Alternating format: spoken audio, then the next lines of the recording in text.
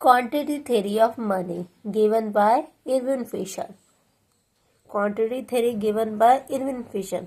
तो उनका क्या कहना है कि अगर इकोनॉमी में मनी बढ़ जाती है, मनी सप्लाई बढ़ जाती है, तो इन्फ्लेशन की प्रॉब्लम अराइज हो जाती है।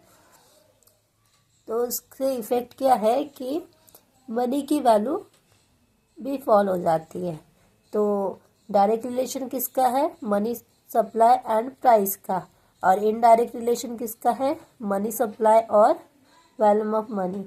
मनी सप्लाई बढ़ने पे वैल्यू ऑफ मनी घट जाती है।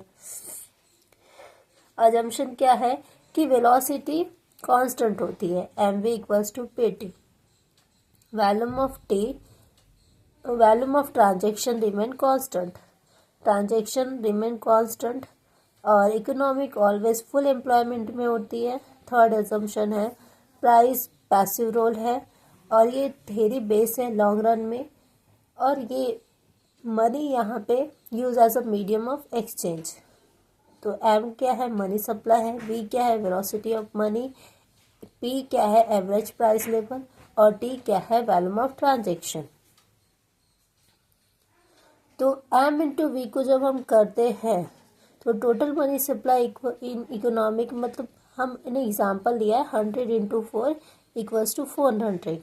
और P into T equals to total money supply क्या होगा फिर यहाँ पे 200 इंटू 2 400। ये एग्जाम्पल है कि अगर एम इंटू वी किया तो हमें टोटल मनी सप्लाई कितनी मिलेगी, और पी इंटू टी किया तो हमें टोटल मनी सप्लाई कितनी मिलती है। डायरेक्ट रिलेशन और इनडायरेक्ट रिलेशन। अगर प्राइस बढ़ रही है यहाँ पे पी से, जब पी डैश हुई तो एम से एम डैश में मनी सप्लाई हुआ। मतलब क्या? प्राइस बढ़ने पे मनी सप्लाई बढ़ने पे प्राइस भी बढ़ गई। और यहाँ पे हमारी प्राइस P1 से हमारी प्राइस बढ़ रही है या घट रही है। तो क्या हो रहा है? हमारी जब प्राइस बढ़ रही है तो हमारी वैल्यूम ऑफ मनी मतलब कम हो रही है। अगर प्राइस बढ़ रही है तो वैल्यूम ऑफ मनी कम हो रही है। यहाँ पे प्राइस बढ़ने पे मनी बढ़ रही थी, लेकिन यहाँ पे वैल्यू ऑफ मनी कम हो रही है। क्रिटिसिज्म केन्स ने किया है कि वेलोसिटी और transaction can not be constant, economy full employment में नहीं होती है, ऐसा कहना है केन्स का। इंटरेस्ट रेट नेगलेक्ट किया इस थ्योरी में। Applicable for long run only है।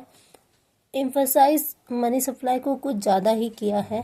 और money is not on use as a medium of exchange, ऐसा केन्स का कहना है।